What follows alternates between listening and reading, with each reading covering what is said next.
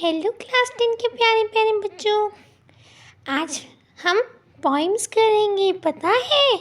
अच्छा, आपको पता है कि हमने ऑलरेडी लिटरेरी डिवाइसेस कवर कर लिए हैं। नहीं देखी क्या वीडियो? नहीं देखी? जाके जल्दी देखो, क्योंकि ऐसे पोइम पढ़ोगे तो कोई फ़ायदा नहीं है। क्योंकि मैंने बोर्ड का पेपर बनाया है, आएंगे पेपर में। पढ़ लो जाओ, पहले वो पढ़ो फिर यहाँ पे आना। चलो चलो। Hello everyone, welcome to my channel. मैं हूँ अमीशा और यहाँ पे जो भी बोल रहा था क्रोकोडाइल ये चला गया। अब इसने यही बोला कि लिटरेरी डिवाइसेस पढ़ लो, ठीक है? क्योंकि लिटरेरी डिवाइसेस बच्चा बहुत इंपॉर्टेंट होते हैं। प्रीवियस ईयर से क्वेश्चन आ रहे हैं, एक्सट्रैक्ट में आ गए तो क्या करोगे, इसलिए इसको पढ़ लो। कुछ नहीं है, 12 मिनट की मैंने वीडियो बनाई है, पूरे बॉलीवुड सॉन्ग्स के साथ आपको ये अर्न करवाए हैं। जल्दी से जाओ पढ़ लो, ठीक है? अच्छा, अभी हम पढ़ने वाले हैं पोम्स को, ठीक है? चलो शुरू करते हैं पोम्स को। पहले 3 पोम्स हम कवर करेंगे आज की वीडियो में। कोशिश करेंगे कि तीनों कवर हो जाए, ठीक है? शुरू करते हैं।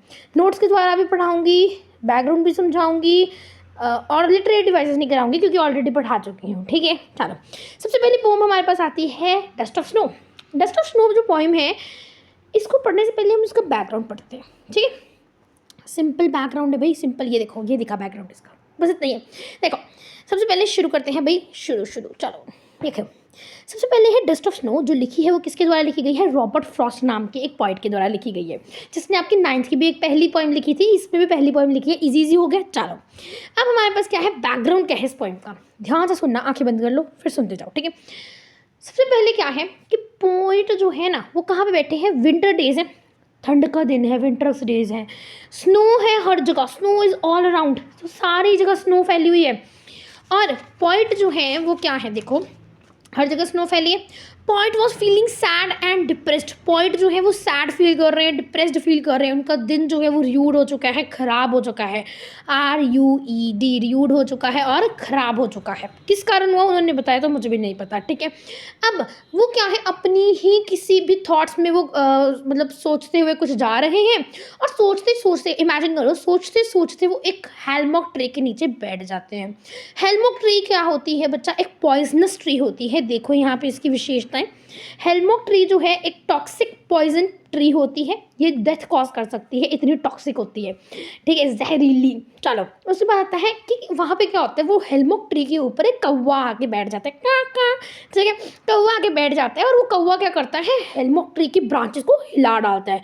हिलाने से क्या होता है, एक स्नो का पार्टिकल, जिसे हम क्या बोलेंगे, स्नोफ्लेक्स, जो है वो उसके पॉइंट के ऊपर आके गिर जाती हैं। और हमारे जो पॉइंट है, जिनका मूड आगे डिप्रेस्ड था, बहुत ही ज़्यादा सैड थे, दिन उनका र्यूड हो रहा था, वो अब पूरा मूड चेंज हो जाता है और वो बहुत ज़्यादा जॉयफुल फील करते हैं और मूड उनका कंप्लीटली चेंज हो जाता है, ठीक है? तो यहाँ पे जो क्रो था वो क्या था? क्रो और हेलमॉक ट्री दोनों ही नेगेटिव इमेजेस हैं। क्रो कैसे नेगेटिव है? क्योंकि ये ब्लैक कलर का है, उसके बाद इसकी हार्श वॉइस होती है। बैड ओमेन बताता है। बैड ओमेन का क्या मतलब होता है बच्चा? ओमेन होता है बैड लक, ठीक है? बैड लक बताता है, सिंबल ऑफ डेथ बताता है और ये नेगेटिव इमेज देता है। उसके बाद ये दोनों, क्रो और आपका कौन, हेलमॉक ट्री, दोनों ही क्या बता रहे हैं? दोनों रिप्रेजेंट करते हैं bitter side of the nature. दोनों डार्क हैं, डिप्रेस्ड साइड ऑफ नेचर जो है वो रिप्रेजेंटेशन तो मतलब उनकी करते हैं। क्या है? Bitter side of the nature है, बस इतना याद रखो, bitter side of the nature, depressed image of the nature, इस तरह से याद रख लेना, ठीक है? अब हमारे पास स्नोफ्लेक क्या थी जिसने पॉइंट का मूड चेंज कर दिया? तो ये है fine particle of the snow, जिसे स्नोफ्लेक्स बोलते हैं, याद रखना। क्या ये पॉजिटिव साइड बता रहा है? हाँ, जो क्रो और हेलमॉक ट्री है ये नेगेटिव साइड बता रहा है, क्योंकि उस टाइम पे पॉइंट का मूड बहुत ख़राब था। पर डस्ट ऑफ स्नो जो थी वो जब वो गिरती है, पॉइंट का मूड चेंज हो जाता है, तो वो आपकी पॉजिटिव साइड बता रहे हैं। क्लियर? चलो, अब हमारे पास क्या आता है? ये पूरी पोइम जो है ना वो वाइट ब्लैक सराउंडिंग्स पे लिखी गई है। Black for the crow, white for the snow, ठीक है ना? चलो, अब हमारे पास क्या आता है, देखो, अब हमारे पास है कुछ ऐसे वर्ड जो अपने आप लाइंस, जो कि ऐसे वर्ड्स तो मैंने आपको बता दिए है ना, लाइंस भी आप कुछ लिखोगे अपने आंसर में तो बहुत अच्छा लगेगा। चलो शुरू करते हैं। देखो, इमेज थोड़ी बड़ी नहीं हो रही, चलो कोई बात नहीं, नो टेंशन यार। देखो, सबसे पहले हमारे पास क्या आता है? सबसे पहले हमारे पास आता है, देखिए, point recounts some incident that brings change in his mood. ऐसे आप अपना आंसर शुरू कर सकते हो कोई भी कि पॉइंट जो है वो रिकाउंट्स कर रहे हैं। क्या रिकाउंट्स कर रहे हैं? रिकाउंट्स कर रहे हैं कि छोटे छोटे इंसिडेंट हमारी लाइफ में बहुत ज़्यादा चेंज लेकर आ सकते हैं। उसके बाद every cloud has a silver lining, हर एक नेगेटिव चीज़ का पॉजिटिव आउटकम भी होता है। छोटी और इनसिग्निफिकेंट चीज़ें भी बहुत ज़्यादा सिग्निफिकेंट होती हैं। Small insignificant things are sometimes very significant for us. ठीक है, find joy in unexpected places, तो उस जगह जहाँ पे आपको खुशी नहीं मिल सकती इसमें खुशी ढूंढना सीखो। ठीक है, little moments can bring big differences, छोटे छोटे मोमेंट्स जो हैं वो बहुत ज़्यादा डिफरेंसेस ला सकती हैं। तो ये सब आपने क्या हो जाएगी, थीम हो जाएगी बेसिकली। ठीक है, तो ये याद रखना। मिल गया एक पेज में पूरा चैप्टर, पूरी पोएम। चलो, पर एक बार पोएम भी पढ़ा देती हूँ क्योंकि एक्सट्रैक्ट बेस्ड क्वेश्चन आ रहे हैं एज एक्सप्लेन्ड यू, और आपको कोको ने भी बता दिया, मतलब क्रोकोडाइल ने बता दिया। ठीक है, चलो अब हमारे पास क्या है, देखिए कलर चेंज करने दो, मुझे मज़ा नहीं आ रहा है उसी पर पढ़ाने का। चलो,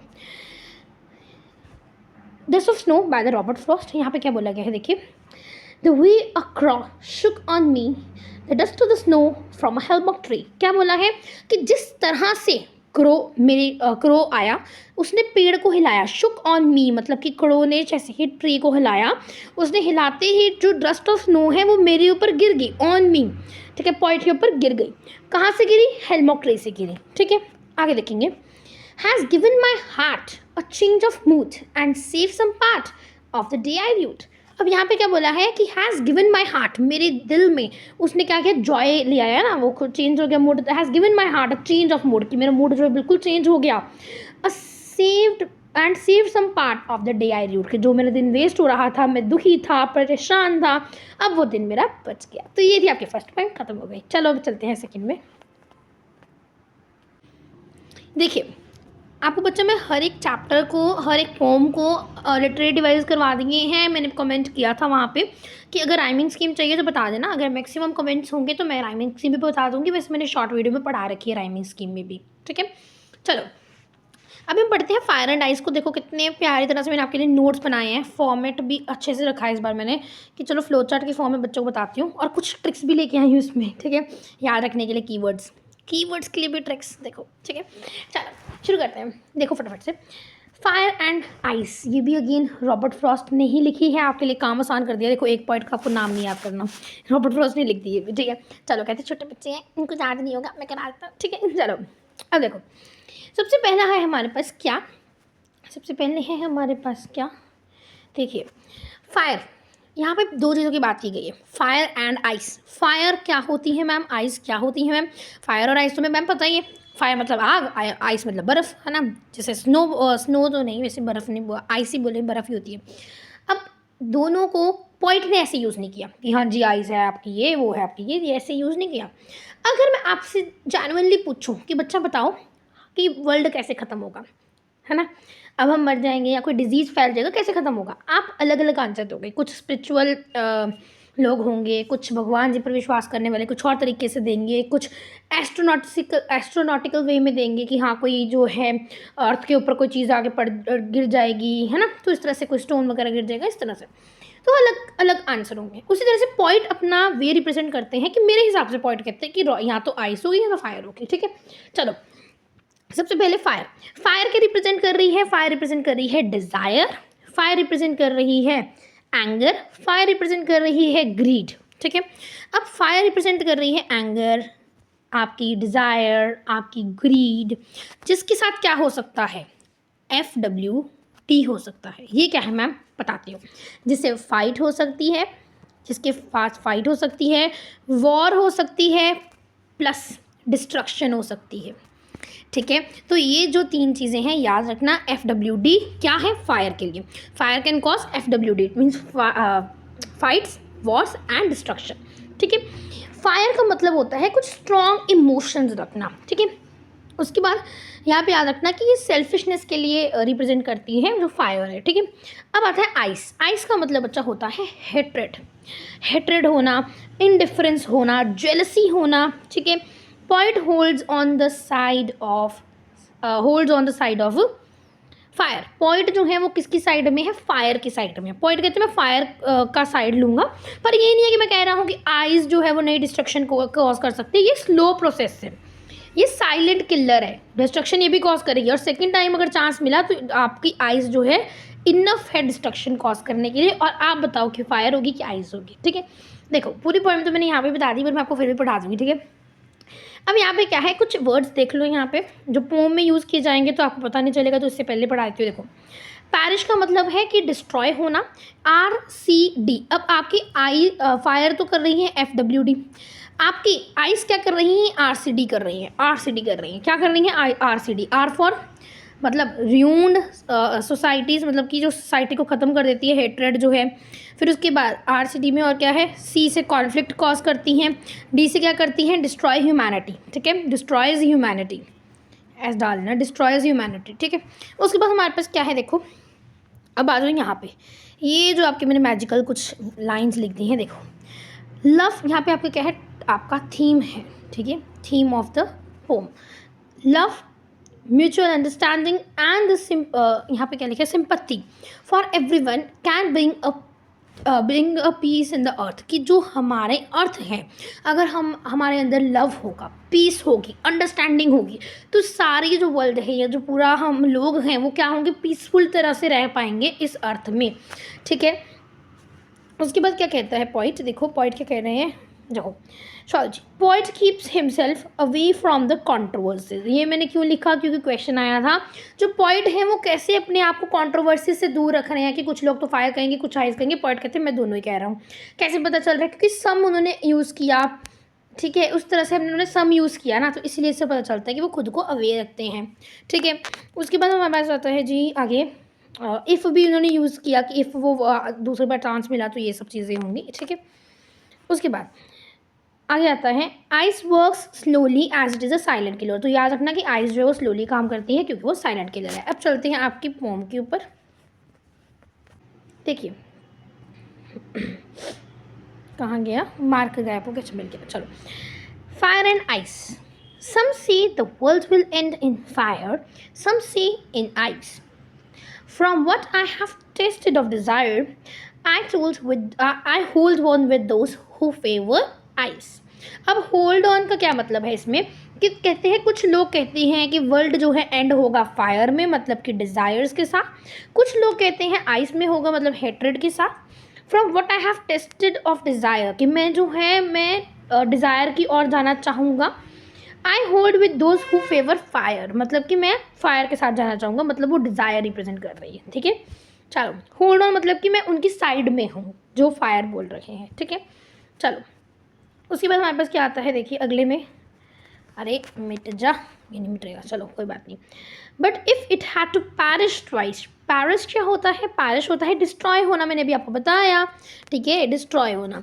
तो but if if it had to perish twice, I knew enough of hate, कि मुझे पता, I knew enough of the hate, कि मुझे लगता है, I know enough of the hate, कि enough of hate भी जो है वो अब hate को किसके साथ रिप्रेजेंट किया है, आइस के साथ, कि जो hate है वो भी कॉज कर सकता है destruction.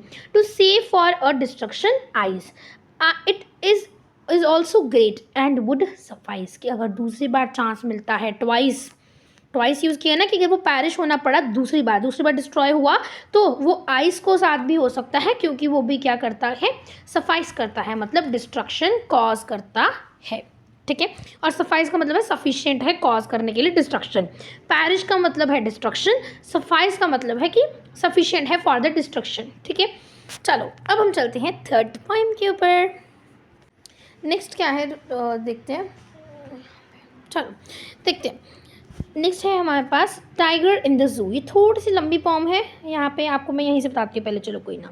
A tiger in the zoo, अच्छा अगर मैं आपको एक ऐसे ही बात करूँ, अगर आपको मैं बोलूँ कि आपको एक दिन किसी एक कमरे में बंद करके रख दिया जाएगा, और वो कमरा इतना छोटा होगा बस आप उतना ही रह पाओ, मतलब आपके पूरे पोस्चर जितना आपका होगा, और आप बिल्कुल थोड़े से कदम चल पाओगे।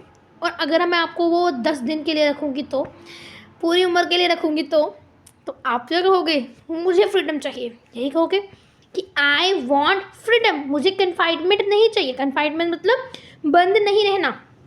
Freedom is love for everyone, कि फ्रीडम जो है वो हर एक को चाहिए। All living beings love freedom, हर एक लिविंग बींग को फ्रीडम चाहिए। उसी तरह से भाई टाइगर भी तो एक क्या है, लिविंग बीइंग ही तो है। बर्ड्स, पैरेट्स, स्पैरोस, ये सारे ही लिविंग बीइंग ही तो हैं। क्या इन्हें फ्रीडम नहीं चाहिए? इनका मन नहीं करता कि हम भी आसमान में उड़े या बाहर जंगलों में घूमें? नहीं करता क्या? करता है, बहुत करता है। वो हम ह्यूमंस नहीं समझ पाते। जू वाले क्या करते हैं? अपने पैसे कमाने के लिए, आपके एंटरटेनमेंट के लिए क्या कर रहे हैं? एनिमल्स को बंद कर रहे हैं। इस पोइम में लेस्ली नॉरिस पॉइंट जो हैं ये बहुत अच्छी तरह से यही बता रहे हैं कि जैसे टाइगर जो है अगर जू में होता है तो वो क्या करता, अगर वो क्या करता है, और अगर वो ही जंगल में होता तो वो क्या करता। जंगल में वो अपनी पावर दिखा पाता। विलेजर्स को विलेजर्स जो हैं, विलेजर्स मतलब कि आउटस्कर्ट, मतलब जैसे आप कह लो कि जैसे रिवर बैंक के आउटस्कर्ट्स में जो विलेजेस वगैरह हैं उनको क्या करता, जंगल्स के आउटस्कर्ट में विलेजेस में जो आके वो क्या करता, विलेजर्स को टेरराइज करता, डराता, अपने वाइट फैंग्स दिखाता, अपनी रेज दिखाता। पर आज वो क्या है? क्वाइट रेज दिखा रहा है। वो पिंजरे के अंदर बंद है, उसकी रेज क्या है? क्वाइट है। रेज मतलब उसका गुस्सा क्या है? क्वाइट है। ठीक है, वो अपनी जो है क्वाइट रेज दिखा रहा है। वो पावरलेस है, हेल्पलेस है, कोई नहीं उसकी सुन रहा। आप उसे एंटरटेनमेंट के लिए यूज़ कर रहे हो। वो इग्नोर कर रहा है विजिटर्स को जो उसे देखने आ रहे हैं। रात को वो स्टार्स को देख रहा है अपनी ब्रिलियंट आइज़ के साथ। वो ब्रिलियंट स्टार को देख रहा है। क्यों देख रहा है? इसलिए देख रहा है क्योंकि वो सोचता है कि एक दिन वो भी थे जब मैं जंगल में होता था, मैं झाड़ियों के पीछे छुपता था और एक प्लम्प डियर, मोटा वाला डियर जो था, वो जब पानी पीने आता था तो मैं उस पर झपट कर खा जाता था उसे। ये इस पॉइंट में बोला गया, ये बोला गया। समझ आया? देखो कितनी कॉम्प्लेक्स, बिल्कुल कॉम्प्लेक्स कह रही हूँ, सिंप्लीफाइड वे में आपको मैंने समझा दिया। ठीक है, देखो अब इस पर देख लो एक बार, फिर उसके बाद पोम देख लो, समझ आ जाएगी। इतनी कहानी समझ ली तो चलो। कंक्रीट सेल, कंक्रीट सेल मतलब कि स्मॉल एंड अनप्लेजेंट, छोटा सा जेल कह लो एक तरह से। वैसे कंक्रीट सेल ऐसे करके जो बना होता है यार, पिंजरा, पिंजरा कह लो, बड़ा वाला पिंजरा। ठीक है, जिसमें आपका क्या होता है? लायन होता है ना, टाइगर होता है, वो सारे एनिमल बड़े बड़े होते हैं। ठीक है, अब आता है behind the bars. Behind the bars मतलब कंक्रीट सेल में ही रखना, उसे बोलते हैं बिहाइंड द बार्स। बार्स ही बने होते हैं ऐसे लोहे के जो होते हैं, उससे पीछे वो जा नहीं सकते। ठीक है ना। उसके बाद क्वाइट रेज। अब ये कौन सा लिटरेरी डिवाइसेस है? क्वाइट भी है ना, रेज भी है, मैंने बताया हुआ यार, देखना लिटरेरी डिवाइसेस। ठीक है, चलो। उसके बाद ये क्या बता रहा है? एंगर बता दिया। चलो आगे देखो। हाँ, पैड्स आर, ये आपको बता दूँगी। वैसे मतलब क्या बोली जा रही हूँ यार मैं, फटाफट में ना ऐसे करके आवाज़ निकल रही है। चलो, यहाँ पे क्या है कि pads are soft as velvet. तो पैड जो है एज सॉफ्ट एज वेलवेट है, ये हम आगे पढ़ेंगे जब पोएम को देखेंगे। ठीक है, चलो।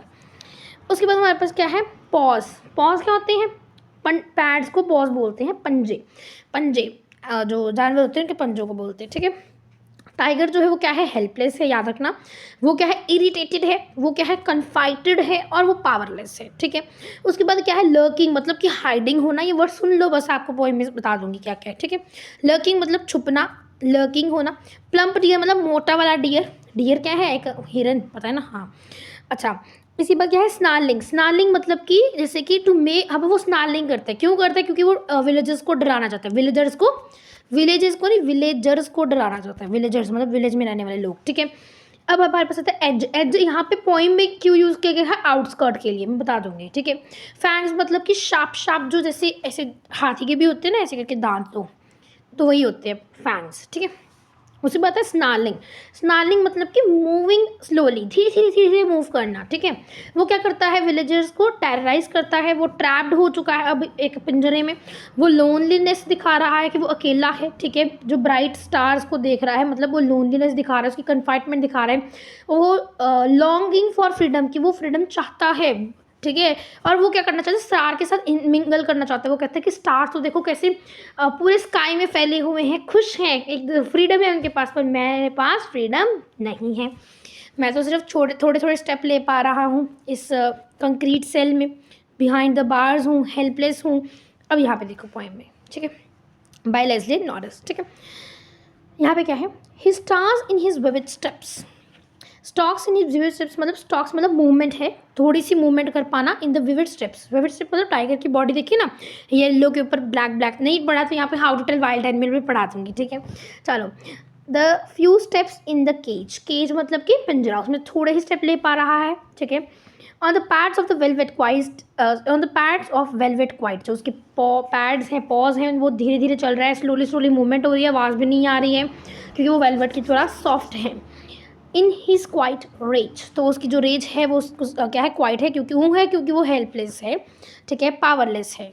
उसके बाद आगे देखो, आगे देखेंगे ये वाला पूरा, देखिए he should be lurking in the shadow, मतलब वो हाइड कर रहा है, वो जब जंगल में होता तो वो क्या करता, लर्किंग करता है शेडो में, ठीक है। Sliding through a long grass, long long grass के पीछे छुपकर बाहर निकलता, क्या करता, नियर द वाटर पूल, उस पानी के पास जहाँ पे प्लम्प डियर पानी पीने आएगा उसको पकड़ लेगा वो, ठीक है। तो यहाँ पे उसका हंटिंग प्रोसेस बताया गया है टाइगर का, ठीक है।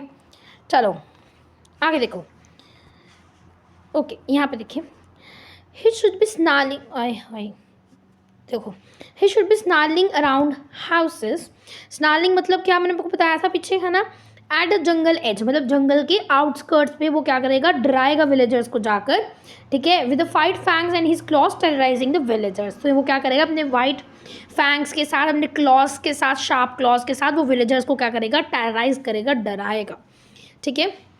उसके बाद आगे देखेंगे, यहाँ पे जो भी लिखा है ना पेन के साथ, ही कुछ मत देखो, ऐसी पता नहीं, ठीक है। चलो इसके बाद देखो, अगला वाला देखो, ये वाला थर्ड स्टैंजा, ठीक है, third stanza sorry, but he is locked in the concrete cell, पर वो अभी क्या है, कंक्रीट सेल में बंद है, मैंने बता दिया था कंक्रीट सेल क्या होता है, ठीक है। He strength behind the bars, की जो उसकी स्ट्रेंथ है वो बिहाइंड द बार्स है, बार्स के पीछे है, ठीक है। Snarling the length of cage, की बिल्कुल स्नार्लिंग मतलब मूवमेंट, थोड़ी सी मूवमेंट कर पा रहा है लेंथ ऑफ केज के अकॉर्डिंग, इग्नोरिंग विजिटर, और विजिटर को इग्नोर कर रहा है, आपने मुझे बाहर रखा है ना, मतलब अंदर रखा है ना केज के अंदर, तो वैसे इग्नोर कर रहा है बेचारा, ठीक है। चलो उसके बाद अगला क्या है, अगला क्या है देखो, ये वाला, ये बॉक्स ही गलत बना, हाँ ये वाला, ही hears the last sound at night, वो रात को सिर्फ लास्ट साउंड सुनता है पेट्रोलिंग कार की, जो stairs with the brilliant eyes, अपने देख रहा है कैसे, ब्रिलियंट आइज के साथ, कहाँ पे देख रहा है, ब्रिलियंट स्टार्स को देख रहा है। ब्रिलियंट आइज, ब्रिलियंट स्टार क्यों यूज़ किया था, मैंने यहाँ पे बताया था, देखो ये ना, ब्रिलियंट आइज ब्रिलियंट स्टार क्यों यूज़ किया है, क्योंकि वो लॉन्गिंग फॉर फ्रीडम कर रहा है, कि मुझे फ्रीडम चाहिए, वो लोनलीनेस फील कर रहा है, और वो क्या कह रहा है कि जो वो भी मिंगल करना चाहता है नेचर के साथ, ठीक है, जैसे स्टार्स कर रहे हैं। तो ये थी आपकी पूरी की पूरी पोम, तीनों की तीनों पोम्स हमने कर ली हैं। आई होप आपको समझ आई होंगी, अगर समझ आई है ना भाई तो क्या करना है, अरे छोटे से काम करने, कौन सा काम करना है, जल्दी बता दो क्या करना है, चैनल को लाइक से सब्सक्राइब कर देना है, बस बाय।